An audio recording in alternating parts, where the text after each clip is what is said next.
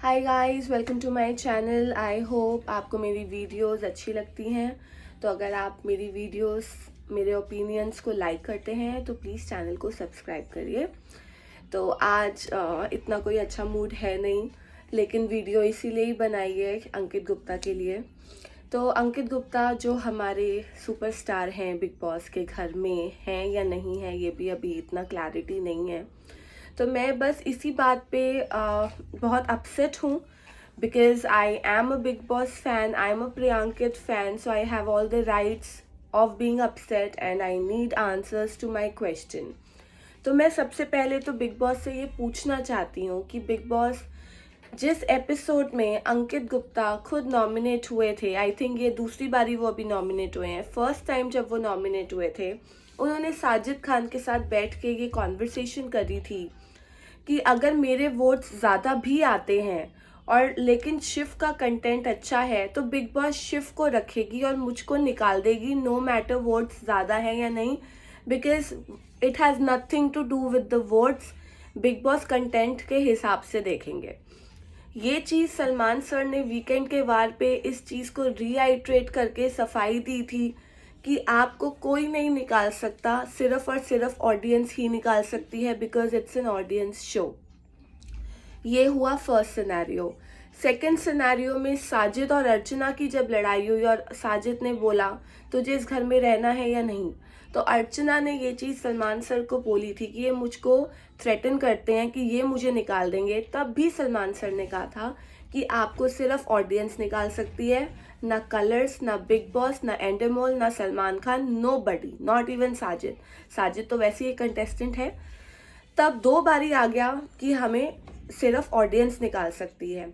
तो अब जब पिछले 5, 6, 7 हफ्ते से जितने भी हफ्ते हुए हैं, गौतम विक के जाने के बाद तो कोई नॉमिनेशन ही नहीं हुआ, एलिमिनेशन ही नहीं हुआ। उसके बाद हर वीक वोटिंग लाइन खुलती थी, हमारे वोट्स जा रहे हैं, वोट्स आर बीइंग वेस्टेड, लेकिन एलिमिनेशन नहीं होता।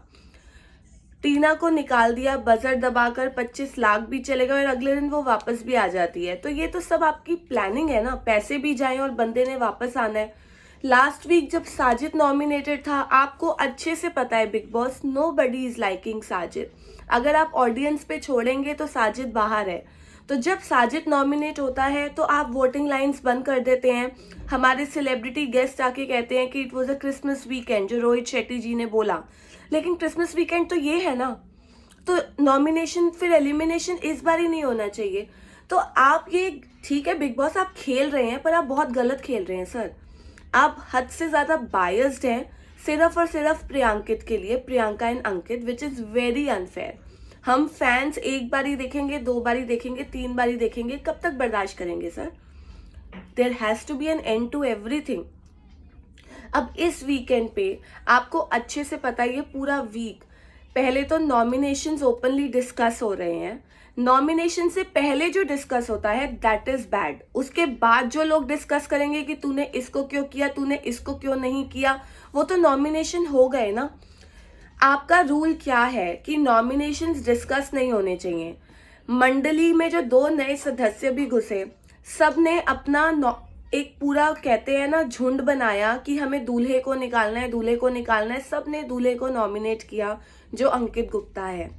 आपको अच्छे से पता था ये मिली भगत है, आपने वोटिंग लाइंस खोली नहीं, क्योंकि आपको ये भी पता है कि अंकित तो बच ही जाएगा, जनता बैठी है। हम लोग क्यों बचा रहे हैं उसको, कभी आपने ये सोचा है? क्योंकि हमें वो पसंद आ रहा है। एक रियल कैरेक्टर पसंद नहीं आता क्या किसी को? क्या हर शो में लड़ाई झगड़ा, फालतू की नकली लड़ाई, गाली गलौज, एक नकली लव ट्रायंगल दिखाने से ही फेमस होंगे क्या वो लोग सर?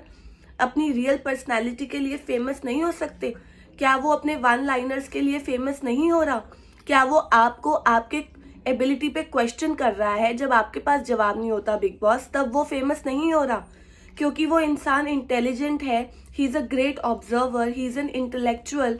तो आपको लग गया कि अरे ये तो हमारे भेद खोल देगा, हम अपनी गेम नहीं खोल पाएंगे।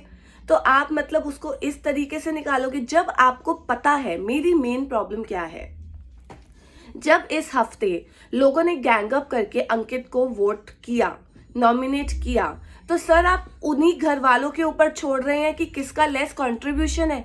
ये तो कोई बच्चा भी बोल देगा ना, वो अंकित का नाम लेगा। And who are you and who are the housemates to decide कि किसका कंट्रीब्यूशन है या नहीं।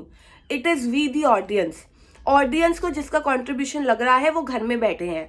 आप मुझे बताइए, सुम्बुल, निमृत, स्टैन, इनका क्या कंट्रीब्यूशन है घर में। अगर स्टैन लोगों को ओपन थ्रेड देकर ये शेमरी शुमरी जो भी लैंग्वेज होती है ये बोल के आपको लगता है वो फेमस हो रहा है, तो दिस इज वेरी नाइस।